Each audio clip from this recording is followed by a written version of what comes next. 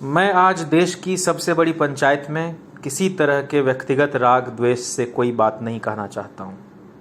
मैं आज इस सदन में चुनाव लड़ने के बाद पहली बार अपनी बात कहने के लिए खड़ा हूँ। मेरी आज सभी से यह विनती है कि हमारे जनता दल के जितने मेंबर हैं, चाहे भाजपा के लोग बोले हों, चाहे कम्युनिस्ट पार्टी के, चाहे चंद्रशेखर जी बोले हों या कोई और, हमने किसी को भी छेड़ने का काम नहीं किया है। मैं आज यहाँ एक मंत्री की हैसियत से नहीं, बल्कि इस देश की उत्पीड़ित जनता की ओर से एक राजनैतिक कार्यकर्ता के नाते खड़ा हुआ। हम जिस काम को करने के लिए आए थे वो हमने कर दिया, और ये जानकर आया हूँ कि आज हम विश्वास का मत लेकर कोई बहुमत के लिए नहीं, इस राज को बचाने के लिए नहीं आए हैं, बल्कि आज़ादी और महात्मा गांधी के मूल्य पुनः रखने आए हैं, उनका संकल्प लेने आए हैं, चाहे वे लाचारी, बेबसी और मजबूरी के हों। आप इस राज को 40 वर्ष तक चलाने वाले लोग हैं। कुर्सी और सत्ता आपकी भूख हो सकती है, हम तो गरीबी, बेबसी और लाचारी की लड़ाई लड़ते लड़ते यहाँ पहुँचे हैं। राष्ट्रपिता महात्मा, जो दुनिया का शानदार इंसान था, हिंदुस्तान के कई मजहब, राम और रहीम, जो इंसान और इंसान की राजनीति करता था, जिसने इसी सवाल पर अपनी जान और जिस्म को कुर्बान करने का काम किया था, उस सवाल को याद दिलाने के लिए, बहस के लिए यहाँ आया हूँ। मैं आपसे कहना चाहता हूँ कि महात्मा गांधी कोई बुत नहीं था, चलता फिरता इंसान था। मेरी आस्था ही मेरी मान्यता है। मेरा धर्म, मेरा जन्म कांग्रेस पार्टी के घर में हुआ है। मेरे बाप ने भी 5 बरस की जेल भोगी है। महात्मा गांधी के विचार में संपूर्ण देश को की आगे आने वाली आज़ादी की व्याख्या है, चाहे वे सामाजिक न्याय के विचार हों या आर्थिक न्याय के। महात्मा जी वह पहला आदमी था जिसने आज़ादी की लड़ाई में सबसे पहले जान लिया था कि हिंदुस्तान की गुलामी हिंदुस्तान में हाथ से काम करने वाले बुनकर की गुलामी थी, और उनकी अंगुलियों के कमाल को समाप्त करने के लिए यह गुलामी आई। उस गुलामी को तोड़ने के लिए महात्मा जी बुनकर बन गए। आज हिंदुस्तान में कोई सवाल जो देश में चल रहा है, उसमें महात्मा जी का विचार कितना गहरा है। मैंने देखा है कि आज़ादी की लड़ाई की उम्र बढ़ती जाती है और महात्मा जी के बुत बढ़ते जाते हैं, लेकिन महात्मा जी के विचारों की लगातार अपमानना देश के खेत और खलिहानों में, गलियारों में, देश की जनता में उनके विचार का मूल्यन हो रहा है। मैं तीसरी चौथी बार इस सदन में खड़ा हुआ हूँ, पर मैंने इस सदन को पहले कभी इतना अनुदार नहीं देखा जितना आज देखा है। मैं आपके खिलाफ भी नहीं बोलने वाला, सिर्फ मेरी बात को सुनिए। इस देश की महान संस्कृति है, यह देश बड़ा गौरवशाली है। इस देश का भूगोल, इतिहास, कल्चर दुनिया की तहजीब में सबसे पुराना है। लेकिन हिंदुस्तान के साधारण नागरिक होने के नाते मैं आपसे पूछना चाहता हूं कि हम किन बातों पर गौरव करें। जो लोग आज महान संस्कृति का गुणगान करते हैं, उनसे पूछना चाहता हूं कि पूरी दुनिया में अव्वल दर्जे के इस देश में हम किस बात पर अभिमान कर सकते हैं। हम खजुराहो पर अभिमान कर सकते हैं, कोणार्क पर अभिमान कर सकते हैं, जो हिंदुस्तान के लाचार, बेबस और गरीब के हाथों से बने हुए हैं। पंडित रविशंकर पर अभिमान कर सकते हैं, अलाउद्दीन साहब पर अभिमान कर सकते हैं। और आप बताइए कि किस बात पर आप अभिमान कर सकते हैं। हम किस बात पर गौरव करें कि दुनिया में सबसे ज़्यादा गरीब इस देश में होते हैं, या सबसे ज़्यादा अंधे लोग हिंदुस्तान में पैदा होते हैं। इस देश में जुल्म और जालिम से गली गली पटी हुई है। दुनिया में काले गोरे के नाम पर हम मंडेला का स्वागत करते हैं, लेकिन हम इस बात पर गर्व कर सकते हैं कि सदियों से 3/4 आबादी को हमने छूने तक का काम नहीं किया है, उन्हें अछूत बनाकर रखा है। किस बात पर गर्व करें? इस बात पर कि हिंदुस्तान में लोगों को पेशों से बांध दिया गया है।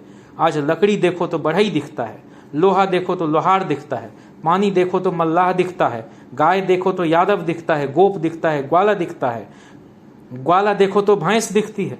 हिंदुस्तान में हम किस बात पर गौरव करना चाहते हैं? मंडेला जी का तो हम ताली पीट कर स्वागत करते हैं, सिर्फ काले गोरे का वहाँ अंतर है। लेकिन यहाँ पर हिंदुस्तान में, दिल्ली में चांदनी चौक, और यहाँ पर जहाँ यह सदन है 21वीं शताब्दी है, और यहीं पर चले जाओ यमुना पार तो वहीं पर 16वीं शताब्दी है, जहाँ पर लोग गटर में बसे हुए। क्या इस बात पर गौरव कर सकते हैं? या हम इस बात पर गर्व कर सकते हैं कि हिंदुस्तान में सबसे अधिक अंधे और कोढ़ी पैदा होते हैं? या हम इस बात पर गौरव कर सकते हैं कि दुनिया में सबसे ज़्यादा भगवान हमने पैदा किए हैं? यरूशलेम से लेकर बंगाल की खाड़ी के पार भगवान नहीं है, लेकिन यरूशलेम से लेकर यहाँ पर ईसा, मोहम्मद साहब, महावीर, बुद्ध, गुरु नानक, राम, रहीम पैदा हुए। हिंदुस्तान ने इस पर सबसे ज़्यादा कमाल हासिल किया है। मैं हिंदू हूँ और किसी से कम हिंदू नहीं हूँ, लेकिन हिंदू धर्म के जो बद दिमाग हैं, बदशक्ल हैं, उनको मैं इंसान विरोधी मानता हूँ। हिंदुस्तान गौरव कर सकता है कि उसने सबसे ज़्यादा भगवान पैदा किए।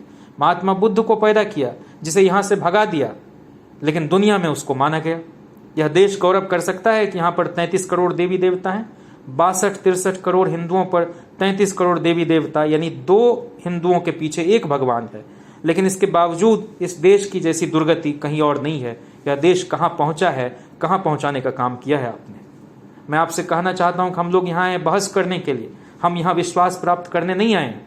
जो लोग कह रहे हैं कि हम मंडल को लालच में लाए, राजनीति के लिए लाए, मैं उनसे कहना चाहता हूं कि शेड्यूल्ड कास्ट्स और शेड्यूल्ड ट्राइब्स का आरक्षण महात्मा जी ने किस सवाल पर किया, बाबा भीमराव अंबेडकर ने, जवाहरलाल नेहरू ने, लोहिया जयप्रकाश ने किस अरमान से किया? कौन सा अरमान था? संविधान का अरमान था। एक बात बताओ, मैं सदन में खड़ा हूं, यह माइक, मल्टीपल वॉइस कहां से लाए हो? आपकी कलाई पर जो घड़ियां हैं वो भी बाहर से लाए हो। तुमने अकेला जंतर मंतर बनाया है। तुमने एक भी क्रिएटिव काम नहीं किया। 2500 वर्षों में भगवान पैदा करने के सिवा यहाँ के इंसानों को कुछ नहीं दिया। मैंने किसी को नहीं टोका, मेरी वेदना सुन लो। शायद मन बदले या न बदले, यहाँ नरसंहार हुआ, यह देश रसातल में चला गया। मैं कहना चाहता हूँ कि 11वां अवतार यदि पैदा हुआ तो देश पाताल में चला जाएगा। राजनीतिक दल किस लिए होते हैं? मैं सारे सदन से पूछना चाहता हूँ कि राजनीतिक दलों का कर्म क्या है, धर्म क्या है? यदि आपका कर्म आगम और निगम के परे है, उन धर्मों का काम इस सदन में नहीं है। यह सदन संविधान के तहत बना है। यह सदन बना है इंसानों को सड़क, पानी देने के लिए, बल देने के लिए, शरीर के लिए, उसकी सब तरफ की राजनीतिक संस्कृति तरक्की के लिए। राम और रहीम के नाम पर सदन वाली हिंदुस्तान की पंचायत में बड़ी संख्या में खड़े लोगों, मैं आपसे निवेदन करना चाहता हूं कि दुनिया में हिंदुस्तान से ज्यादा किसी युद्ध में लोग नहीं मारे गए जितने अल्लाह के नाम पर, राम के नाम पर, उनका भजन करने वाले बंदों को कत्ल करने का काम हुआ है। ऐसा इतिहास के किसी युद्ध में नहीं हुआ, पहले और दूसरे विश्व युद्ध में भी नहीं हुआ। राम और रहीम के नाम पर आपने लड़ने का जरूर काम किया, लेकिन याद रखना, जब राम और रहीम वाले लोग इतिहास में कभी एक हुए हैं तो इतिहास बदला है, देश आजाद हुआ है, 1857 क्रिएट हुआ है। याद रखना, इतिहास में गौरव करने लायक आपके पास कुछ नहीं है। दुनिया में सबसे लंबी उम्र की गुलामी झेलने में हमारा नाम इतिहास में सबसे ऊपर है।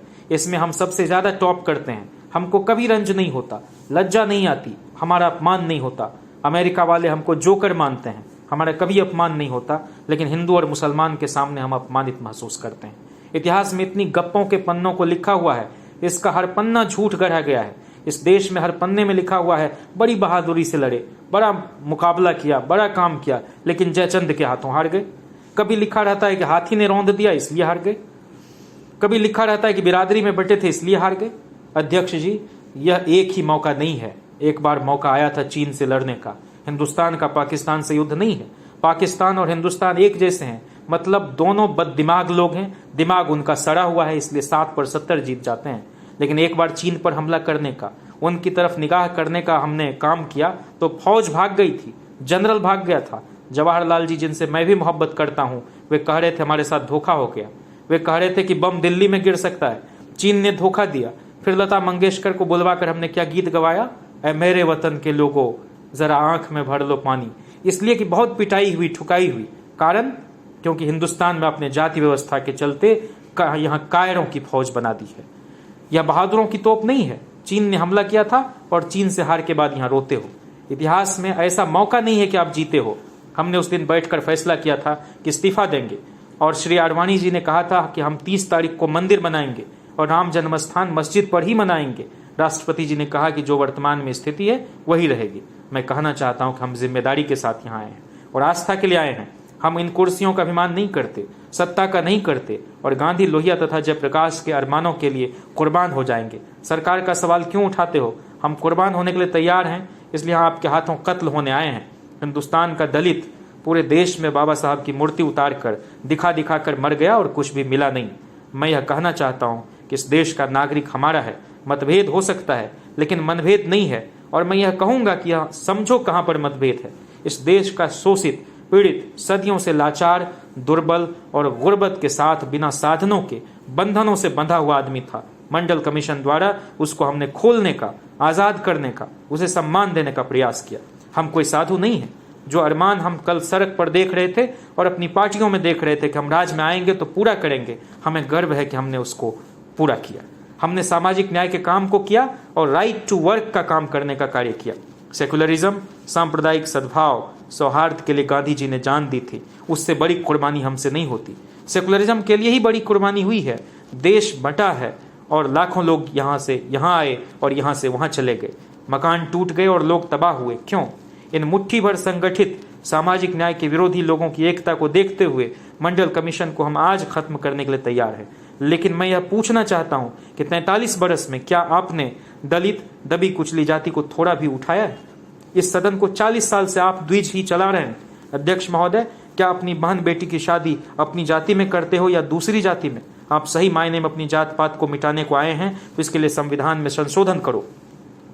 जैसे पानी में नमक मिलता है, तो अगर इस तरह जाति टूट जाए तो हम माफी मांगकर मंडल कमीशन की रिपोर्ट को वापस कर लेंगे। हम नहीं चाहते कि पिछड़े रहें, हम चाहते हैं कि हिंदुस्तान में समाज एक सही मायने में हो जाए। हमारी तो इच्छा है, हम हिंदू रहना चाहते हैं, लेकिन अभिमान के साथ रहना चाहते हैं, आपकी शर्तों पर नहीं रहना चाहते। यह मंडल कमीशन के नाम पर आपके मन में शंकाएं थी। मैं आडवाणी जी का आदर करता हूँ। जिस दिन मंडल कमीशन की रिपोर्ट आई तो मैंने आपके पैर कांपते हुए देखे। पिछड़ी जाति और दलित जाति के जो सांसद थे, उन्होंने दबाव डालकर बराबर अपनी मीटिंगों में इस रपट को रखा था और तभी आपने अपने मैनिफेस्टो में भी रखा है। आप इसको अब बदल नहीं सकते हैं। मंडल कमीशन से आपके पैर कांपते थे।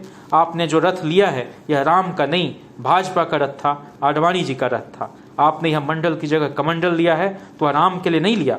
आडवाणी जी, आपके एक सदस्य जो सदन में नहीं है, मेरे मित्र हैं, मैं उनका नाम नहीं लेना चाहूंगा, उन्होंने कहा, शरद यादव तुमने कबाड़ा करवा दिया। यदि मुझे अपराध बोध होता तो मैं सदन से माफी मांग लेता। वीपी सिंह ने अपनी जाति से, अपने धर्म वालों से आदेश के लिए जितनी गालियां खाई हैं, आप बता दें कि कोई और व्यक्ति है जिसने इतनी गाली खाई हो। अपने वर्ग से जो आदमी आदर्श के लिए पिटा हो, मंडल कमीशन में जिसकी बिरादरी ना आती हो, उसके लिए कहना कि अपने स्वार्थ के लिए किया और चुनावों के लिए किया, घृणित कार्य। अगर यह चुनाव के लिए कह रहे हैं तो हम पूरी तरह तैयार हैं। चुनाव से कौन डर रहा है? कौन जनता से डरता है? आप बना लो केयरटेकर प्रधानमंत्री जो सदन का सबसे पुराना हो और चलो चुनाव में। हम देखेंगे कि सबसे बड़ा हिंदू कौन है। हम आजमाना चाहते हैं कि कौन इस देश में जात पात फैला रहा है। इसकी आजमाइश होनी ही चाहिए। हम 62 करोड़ हैं, आइए चुनकर चलिए मैं चुनाव में। हम वे लोग हैं, गर्दन कट जाए तो कोई परवाह नहीं, लेकिन देश की रक्षा करेंगे। आरक्षण के बारे में श्री राजीव गांधी कहते हैं कि काबिलियत मर जाएगी, आर्थिक आधार पर होना चाहिए। मैं एक निवेदन करना चाहता हूं कि आपकी मां श्रीमती इंदिरा गांधी प्रधानमंत्री ना होती तो किस काबिलियत में आप यहां प्रधानमंत्री बनते? कौन सी परीक्षा आपने पास की थी? मंडल कमीशन पर 3 घंटे तक विरोध में बोलने वाले राजीव गांधी से कहना चाहता हूं कि मैं इनके क्षेत्र से चुनाव लड़ा था तो उस वक्त ये बेचारे एक वाक्य भी नहीं बोल पाते थे, लेकिन इंदिरा गांधी के बेटे होने के कारण ये इतने काबिल हो गए कि यहाँ प्रधानमंत्री बन गए। हम विश्वास का मत यहाँ प्राप्त करने आए हैं, आज़ादी की लड़ाई का, सामाजिक न्याय के दस्तावेज का, सांप्रदायिकता के खिलाफ सद्भावना का और इंसानियत का मत लेकर आए हैं। याद रखो, हिंदुस्तान टूट जाएगा जिस दिन किसी भी धर्म और मजहब को कुचलने का प्रयास किया जाएगा। यहाँ पर चंद्रशेखर जी बोल रहे थे, वे पहले पीएसपी में थे, प्रजा सोशलिस्ट पार्टी में, सोशलिस्ट पार्टी से कांग्रेस में गए, फिर कांग्रेस से जनता पार्टी में आए, फिर जनता दल से कांग्रेस की तरफ जा रहे हैं। हम जन्मे तब से राज वाली पार्टी की तरफ नहीं गए, नहीं भागे। दल बदल का मतलब है लालच, उसका मतलब है कुर्सी के लिए लड़ना। जो हमारे भीतर से लोग जा रहे हैं वे कुर्सी के लिए जा रहे हैं, इसलिए यह दल बदल है। जो लोग हमको सिद्धांत के खिलाफ बताते हैं, हम जानते हैं कि वे कितने सिद्धांतवादी लोग हैं। माफिया के सहारे यह देश नहीं चलेगा। आज हिंदुस्तान में धीरू भाई अंबानी लोकसभा के दरवाजे खटखटा रहा है, लोगों की खरीद फरोख्त हो रही है। हम चाहते हैं कि कांग्रेस पार्टी का चेहरा बेनकाब हो ताकि जो सही चेहरा है वो सामने आए। आप जो कहते थे कि आडवाणी जी का रथ रोको, हमने गिरफ्तार किया, तो आप स्वागत करते हैं? तो आप धर्मनिरपेक्षता के इस विश्वास मत का समर्थन करें। कल हम इस्तीफा दे देंगे। जिंदा लोगों की हालत पर राजनीति हो। जो राजनीतिक दल हैं वे लोगों के मसाइल के हल के लिए, राम रहीम मंदिर मस्जिद निर्माण के लिए नहीं है। मैं भारतीय जनता पार्टी के लोगों से निवेदन करता हूं कि आज देश लाचार है, बेबस है, पहले से गुर्बत में फंसा हुआ है। वे हिंदुस्तान को बचाने का काम करें। राम रहीम तो तभी मजबूत होगा जिस दिन यह देश मजबूत हो जाएगा, जिस दिन हिंदू मजबूत हो जाएगा, जिस दिन इस देश का मुसलमान मजबूत हो जाएगा। इन्हीं शब्दों के साथ मैं आपको धन्यवाद देता हूं कि आपने मुझे बोलने का वक्त दिया। ये शरद जी का भाषण है जिस रोज वीपी सिंह की सरकार गिरी है, 7 नवंबर 1990।